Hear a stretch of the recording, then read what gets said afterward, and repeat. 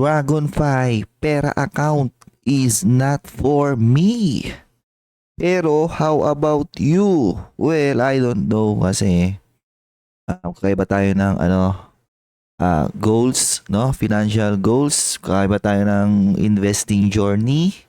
So for this video, share ko lang yung opinion ko bakit hindi para sa akin ang Dragonfly Pera account. So ito yung kanilang FAQ na nabasa ko recently, and after ko siya basahin, I'm more convinced na I think Pera account is not for me. Okay? So what is Pera? Basically yung concept nito, paliwanag ko na recently on my channel. Ito, unpopular opinion, Dragonfly Pera account, the real reason I'm not excited. Ang hindi ko na-discuss sa video na yon is yung iba pang details for Dragonfly Pera, which is yun na nga, makikita nyo siya sa kanilang FAQ. So ano daw ang role ng Dragonfly as a Pera administrator? Na maya makikita nyo dito libre, yung kanilang pagiging administrator. So as a Dragonfly Pera administrator, pwede silang ayan, blah blah blah. Ito, safekeeping and recording all contributions, coordinating with product providers, execute investment instruction, blah blah blah, handling, ayan, handling, reporting, tax filing, and issuance of certificate. Ito yung mga administrative overhead nila. Na yan, di yan libre. Makikita nyo mamaya. Okay. Ensures compliance with Pera rules and limits. Another mga administrative overhead. So, key benefits of Pera. So, syempre may contribution limit yan per year. 200,000 kapag tatrabaho locally. 400,000 kapag OFW. So, assuming, nag-start ka ng maaga, and actually, ang Pera, pang pang early investor. Ito rin yung sa dahilan bakit hindi siya para sa akin. Ang pina-application nito, I think, is kunyari, nasa stage ka na talaga na maganda rin buhay mo, okay? May malaki ka ng income, may malaki ka ng cash flow na pumapasok, and may mga anak ka, ganyan. Para sa kanila to, ito yung mga application sa kanila, okay? Para every year, ma-maximize mo yung contribution limit para sa mga account nila, okay? So, some Filipinos ba mag-struggle sila, na ma-reach yung limit na to, 200 per year, especially yung mga nag-start pa lang magtrabaho. So, assuming nag-start ka ng maaga and maganda agad yung trabaho mo, 200,000 times 30. So, all in all, makapag-deposit ka ng 6 million, You're working in the Philippines, and kapag sa ibang bansa naman, for 30 years, 12 million.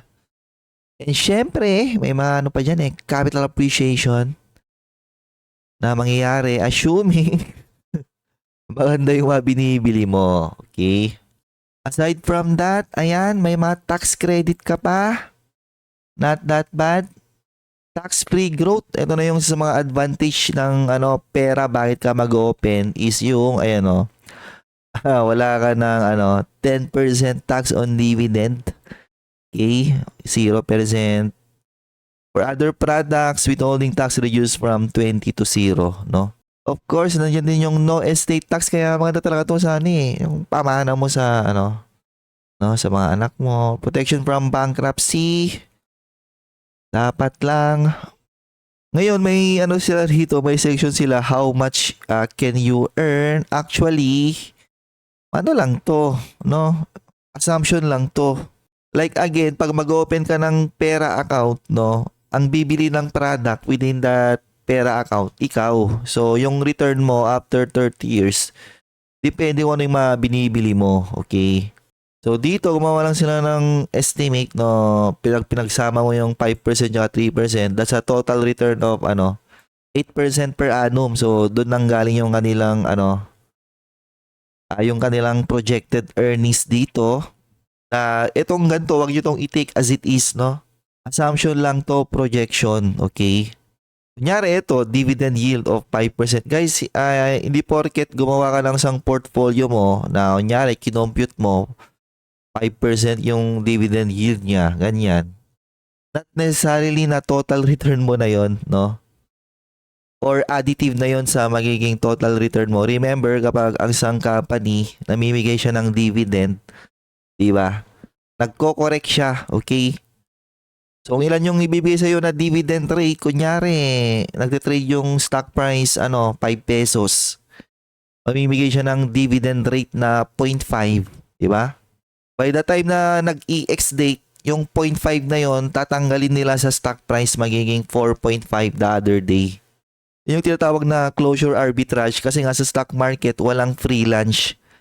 Kapag walang ganong arbitrage, ang mangyayari, ang gagawin ng iba is yung dividend harvest na sinasabi, yung buy this company before EX date.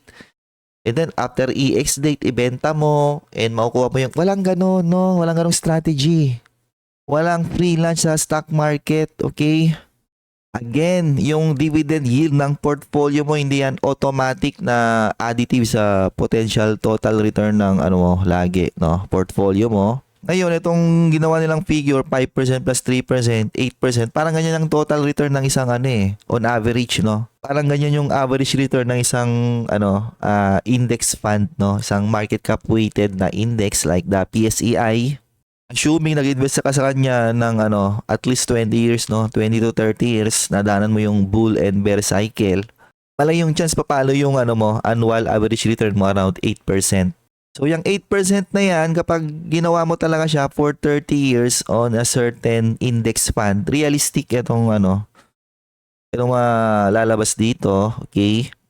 Maybe even higher kapag kunyari nag-retire ka on a certain peak ng isang bull market. So sabi niya, ang total portfolio value mo daw after 30 years is 7.1 million and makakuha ka pa ng dividends, no? 356,000 per year. Ngayon ang tanong dyan is that on your retirement, di ba? Assuming ito lang talaga yung retirement fund mo, kasya na ba itong mga figures na to sa'yo, di ba? 7.1, so may sila parang 4% rule. So 4% rule, ibig sabihin mag-withdraw ka daw ng total value ng portfolio mo 4% every year. So after 30 years, factoring inflation, di ba? Ayan. Kasya ba sa'yo ang 284,000, no? Na expenses for your retirement per year?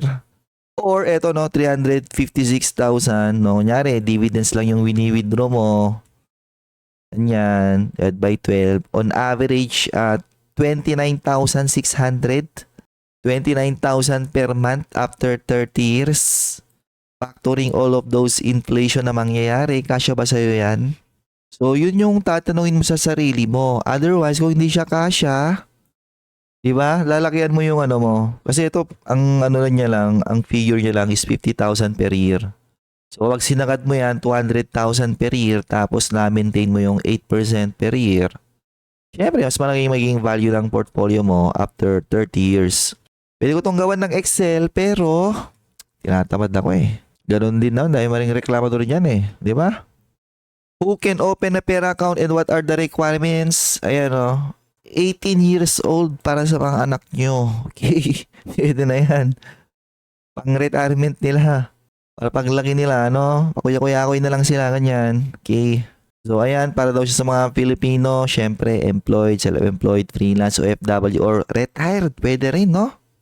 Pero pag malapit ka na daw sa retirement, pwede pa rin. Pero it defeats the purpose di ba? Kung 55 and above ka na, tapos doon ka palang mag-invest ng, 200 per year kung locally employed, ganon. O retired na, wala, no? Parang hindi mo pa rin siya may utilize. Kaya talaga to? Para to sa mga bata-bata pa, okay? I'm not yet employed. My child is not employed. Can we open a PERA account? Pwede raw, ayan, okay? Can I open a PERA account for a family member or partner using my existing? Bawal kasi for every account, syempre, may nakadikit yan na, TIN number, di ba? So, contributions and withdrawals, ito yung kanina. Okay, can I move funds from my regular to my PERA? Syempre, kasi dapat lang kasi isang platform na yan. Is there a minimum contribution to pera? Wala. Maximum limit lang, syempre meron. Ngayon, ito na yung isa sa mga dapat yung malaman kapag mag-open up kayo ng isang retirement account. Okay, kasi nga kaya siya tinawag na retirement account kasi yung pondo doon supposed to be dapat i-utilize mo siya during your retirement age. Dito na papasok yung isang dahilan bakit hindi para sa akin to kasi nga gusto kong mag-retire ng earlier than 55 years old. Okay? So, eto, qualified withdrawals. Syempre, may qualified tsaka unqualified. So, qualified withdrawal, magawa mo siya, ayan, age of 55 or older with at least, dapat nga naka 5 years ka na daw of pera contribution. So, 5 years of pera contribution, 200k per year. Diba? Dapat, parang sinasabi, naka 1M ka na eh.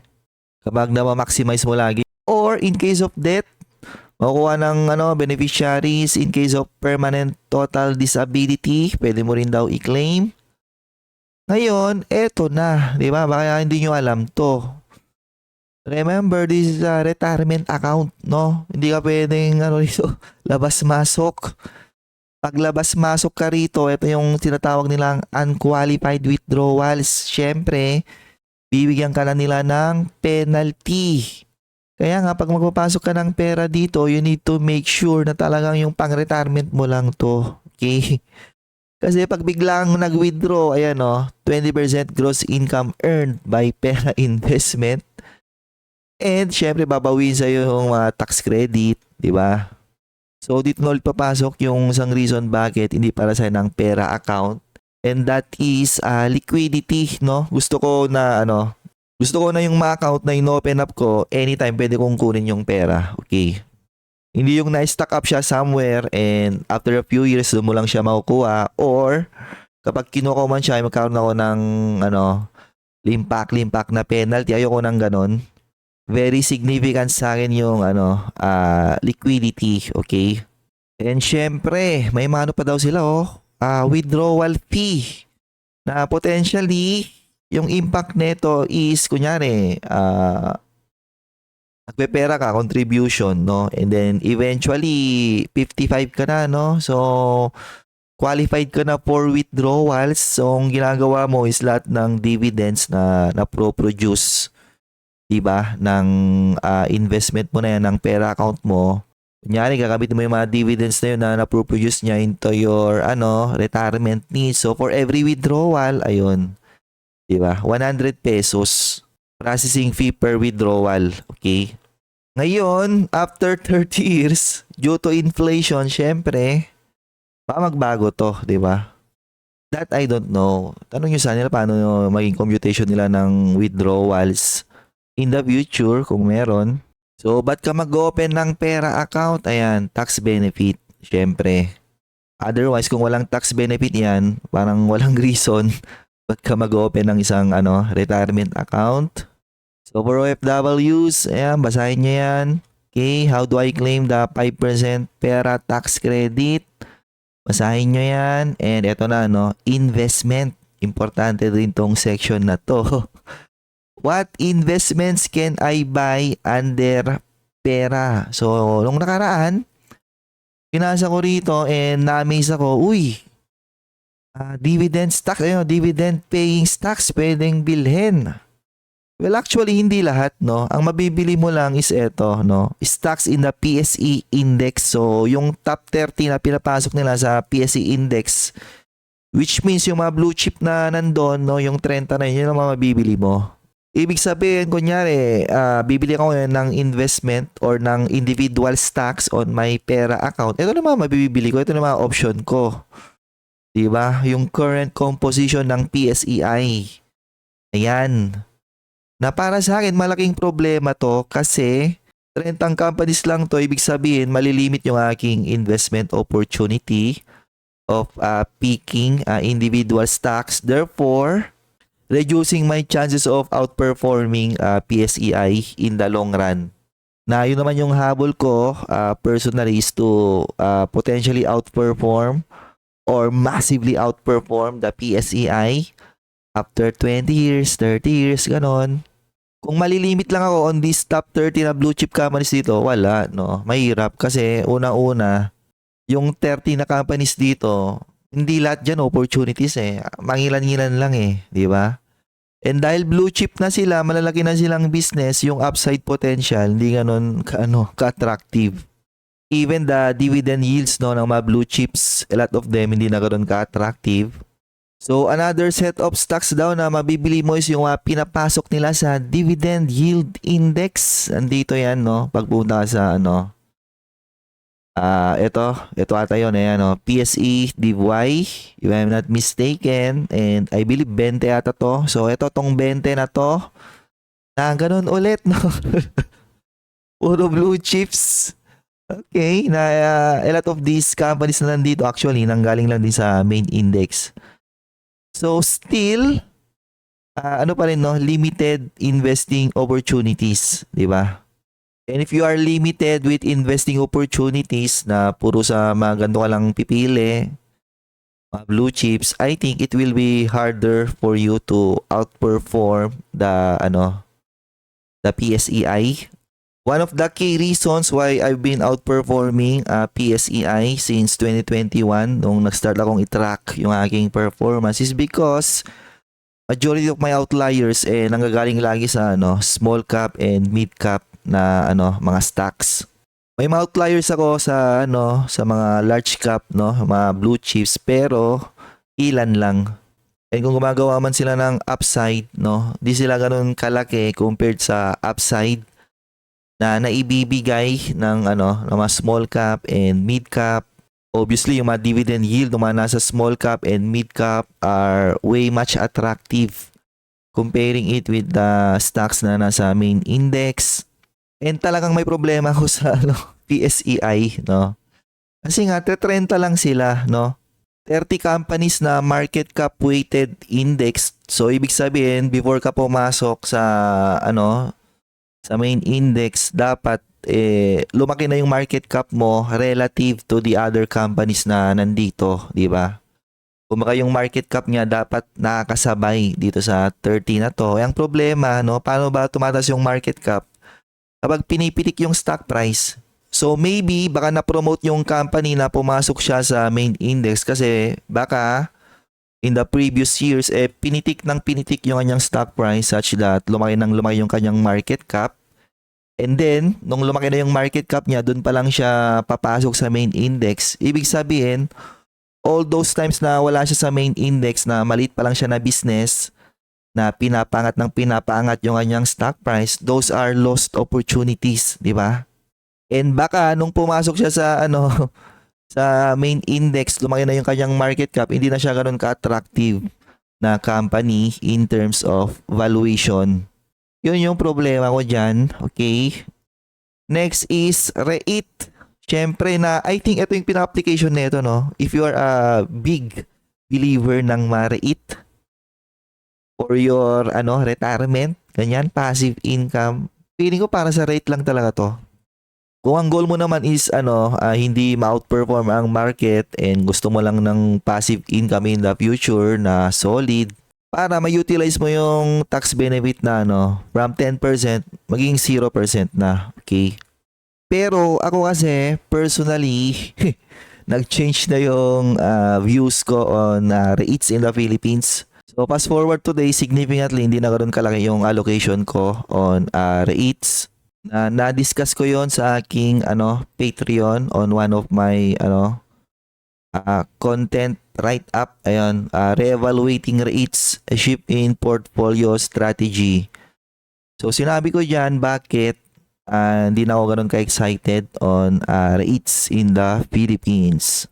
So balik ako rito, bukod sa mga to, pwede ka rin daw bumili ng UITF na ito yung wag na wag mong gagawin. Kaya sabihin ko sa'yo bakit, di ba? Kasi pag bibili ka ng UITF, may fee to, okay? Matik yan, may annual management fee ka na babayaran dyan. Mamaya sabihin ko yung reason bakit, no? Bakit ito yung pina-least attractive na pwede mong bilhin under Dragonfly Pera, okay? Are there fees when buying or selling stocks or funds in my Pera account? Meron, syempre.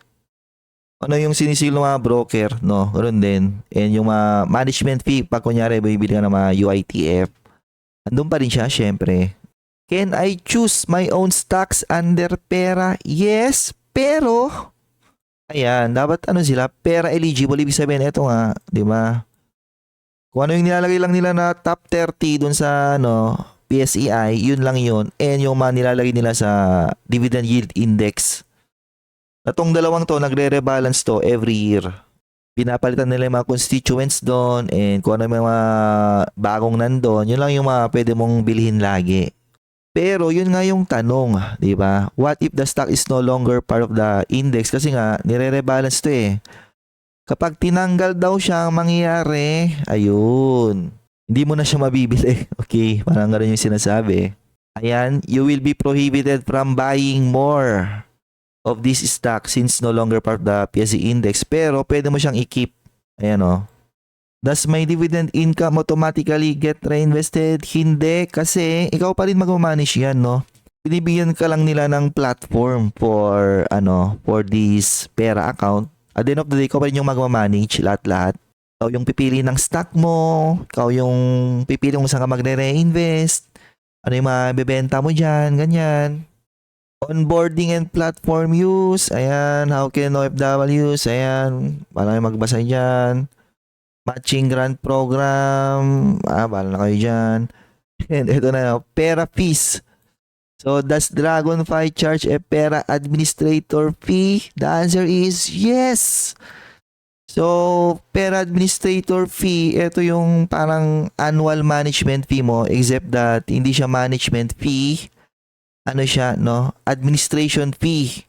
Ibig sabihin, itong 0.4 to 6% na to, ikakaltas nila to sa account mo every year. So, ba't nila ginagawa to? I think, again, because of, mga administrative overhead, because of the, yung mga framework kasi sa Pilipinas na magulo talaga eh, no? Dito yung kanina sa taas, yung mga gagawin nila dito. Ayan, okay. Ito yung sinisingil nila sa inyo. Ayan, handling, reporting, tax filing, and issuance of certificate, ensures compliance. So, ito yung mga babayaran mo sa kanila, no? Mga administrative overhead. Ngayon, willing ka bang magbayad niyan? Nakadepende na sa'yo yun, di ba? So, ito, example nila, if your pera account is 100,000, the annual fee will only be 400 to 600 pesos. Pero, gamitin natin yung example nila dito kanina, di ba? Yung nandito. Saan na ba yun? Ayan, okay. So, what if after 30 years, yung value ng portfolio mo is 7.1 million? So, 0.4 to 0.6%, di ba? 0.6 divided by 100. Ibig sabihin, kapag dumating na sa kanya yung value ng portfolio mo, ang sisingilin nila sa iyo per annum due to administrative overheads, management, blah blah blah, is 42,600. Okay. Again, are you willing to pay them this? Case to case basis yan, di ba? What if, at some point, umabot ng 10 million yung value ng portfolio mo, di ba? So, 0.006. Magbabayad ka ng 60,000 per year. And ito yung reason bakit kapag mag-open up ka ng pera and magiging active investor ka, pipili ka ng sarili mong stocks, pipili ka ng sarili mong, mga stocks under the dividend yield index, mga REIT, you need to make them sure na magaling kang pumili, no? Na talagang through the years, mag-appreciate yung value ng portfolio mo. Otherwise, kung hindi na nga nag-appreciate yung value ng portfolio mo, tapos sinisingil ka pa ng ilan yon? Sinisingil ka pa ng 0.4 to 0.6% of your pera account value, that's a disaster, okay? Kaya nga, sinabi ko kanina, mas maganda, pang-rate lang talaga to, okay? Kasi pag-rate, matanggap ka ng dividend, at least, di ba, guaranteed, as long as maganda yung mga rate na binibili mo, Napili mo yung mga rate na stable mamigay ng dividend, nagro-grow ng paunti-unti every year. A lot of those dividends na binibigay nila, ma-offset na nila yan. Di ba? Kesa nagpaka-genius ka, no? Sa stock picker. Tapos, mali-mali yung napili mo. Nagko-collapse yung value nila. Tapos, tinatapyasan pa nila ng tinatapyasan yung yan, ng administration fee per year. Wala, di ba? And eto rin yung dahilan bakit sinabi ko kanina parang hindi magandang gumawa ng or mag-open up ng pera then ang gagawin mo lang is bibili ka ng UITF, di ba? Especially pag yung UITF na nabili mo is an underperforming na fund. Naku, mayayari ang account mo. Kasi UITF, matik maniningil yan ng fee. Annual management fee, mga 1% to 1.5%. Normally, doon sila nagre-range eh. So imagine, no, bumili ka ng UITF na nag-underperform sa halip na mag-appreciate ng value. Nagde-decline, ganyan. Eh may binabayaran ka na fee dito sa UITF na to, and on top of that, may babayaran ka pa na fee sa mismong pera. Eto, wala, no, mayayari yung value ng portfolio mo, okay? Kaya ang nakikita ko sa pera account na to ng Dragonfly, pang lang to, pang purely, passive income, ganun. So, for 2025, naka-wave yung fee na yan. Pero syempre, next year, 2026, ayun na. Di ba? So, huwag kang magulat kung may binabayaran ka na administration fee. Nasa FAQ nila yon, okay? And I think, ayun lang. So, those are the reasons why pera account or Dragonfly pera account is not for me. Pero ako lang yun, no? Maybe if you're purely into REITs, passive income, blah, blah, blah, I think pwede sa inyo to, okay? And for those who want to, try to outperform the PSEI, outperform the market, I think mahirapan ka rito kasi kapag gagawa ka ng active investing mo, stock picking, you are limited to this, these stocks na nandito lang, okay, dividend yield. And yung mga REIT sa Pilipinas, based on my observation, no, yung kung paano sila mag-infuse ng asset, mag-inject, mag-share issuance, I don't think yung mga REIT sa Pilipinas will outperform the PSEI in the long term.